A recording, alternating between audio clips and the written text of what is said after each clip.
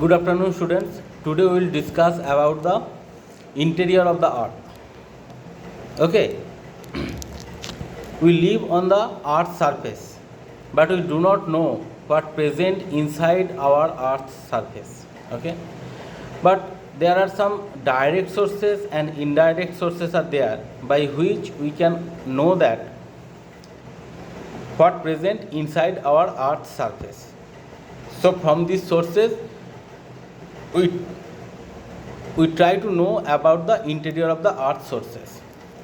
But first of all, we should know why cannot we understand about the earth's interior generally, because it is not possible to know about the interior by direct observation because of the huge size and changing nature of the interior composition. The interior composition, its nature is changing and its huge size, so that generally we cannot understand about the interior of the earth. That is the number one point. Second point, it is almost an impossible to distance for the humans to reach till the center of the earth,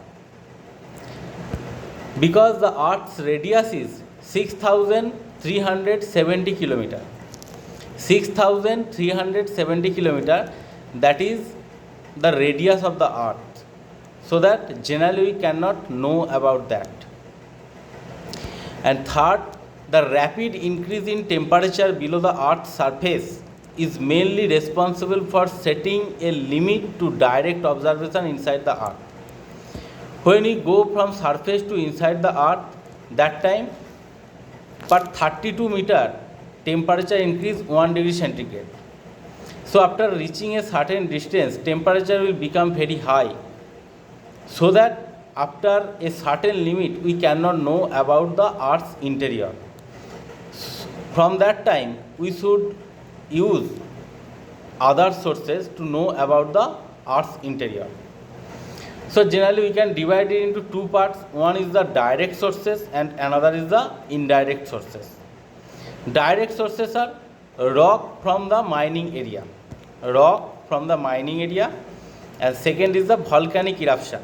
This is the two direct sources by which we can understand about the interior of the earth.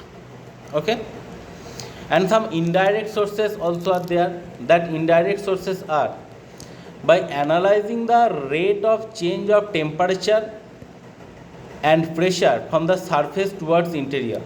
By analyzing the rate of change of temperature and pressure, when the depth increase, that time the temperature and pressure also increase. So by changing rate of the temperature and pressure, we can understand about the interior part of the earth. Second, gravitation. Due to gravitation, which is greater near poles and lesser at the equator. Okay, from that we can understand. Third, gravity anomaly. By gravity anomaly we can also understand about the interior of the earth. The main indirect sources to know about the interior of the earth, that is the seismic wave.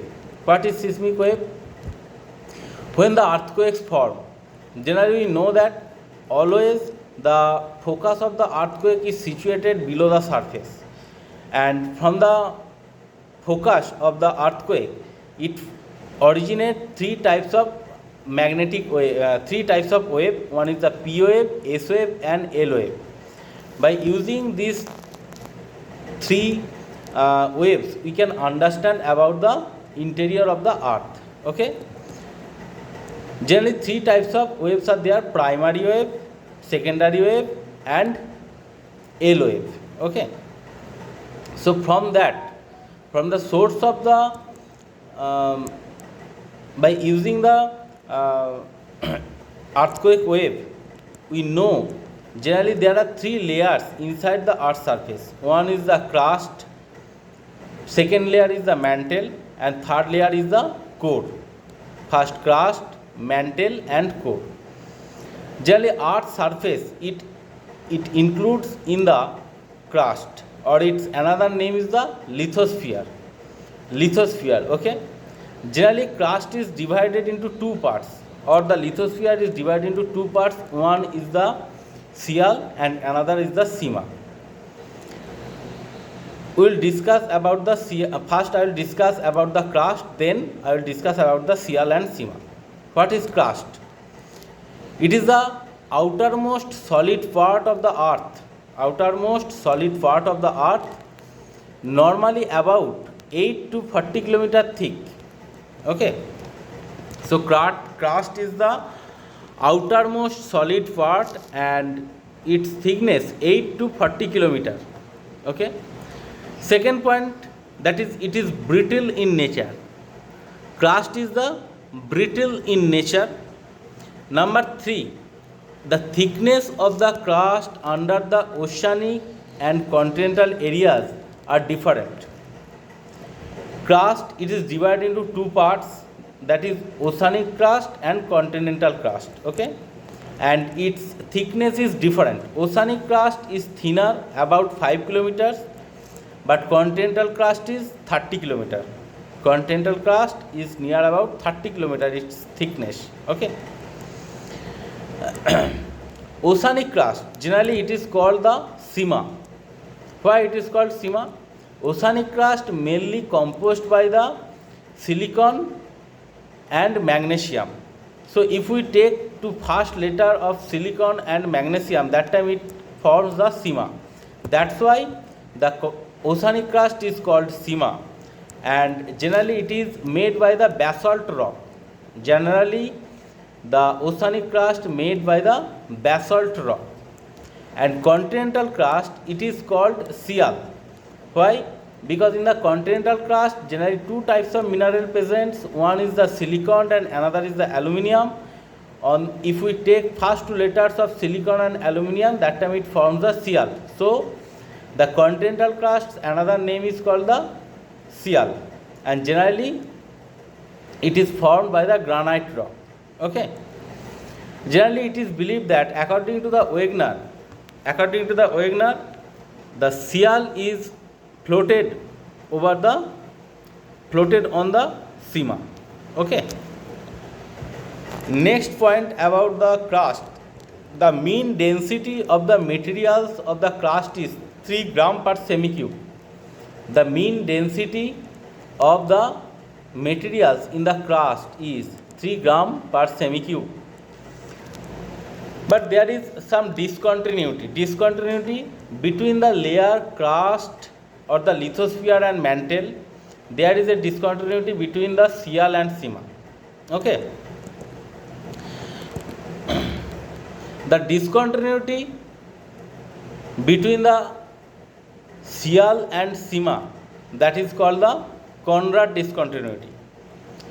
Between Sial and Sima there is situated Conrad discontinuity, and between the crust and mantle there is situated the Mohovicic discontinuity or the Moho discontinuity. Okay. So these discontinuities are also very important. Clear? Next topic is the mantle. Mantle is situated below the crust or the lithosphere, and its depth from the lower portion of the lithosphere to near about 2900 kilometer. Okay. This upper portion, the mantle's upper portion, generally formed by one material which is situated in a plasma condition. Plasma condition is the fourth stage of matter. That is, the asthenosphere is not totally liquid and also not totally solid. Due to the high pressure and temperature, it is situated in a plasma condition. Okay. Here in this layer different types of minerals present, suppose chromium, ferrous, silicon, magnesium. Okay. The upper portion of the mantle is called the Cropesima and the lower part is called the Nymphesima. Why it is called Cropesima? Because in the upper part of the mantle generally it is formed by chromium, ferrous, silicon and magnesium, and the lower part of the Mantle, it is formed by Cropacema. So sorry, that is Nipacema, that is nickel, ferrous, silicon and magnesium. Okay. So today's discussion up to this means up to mantle. Next day I will discuss about the core.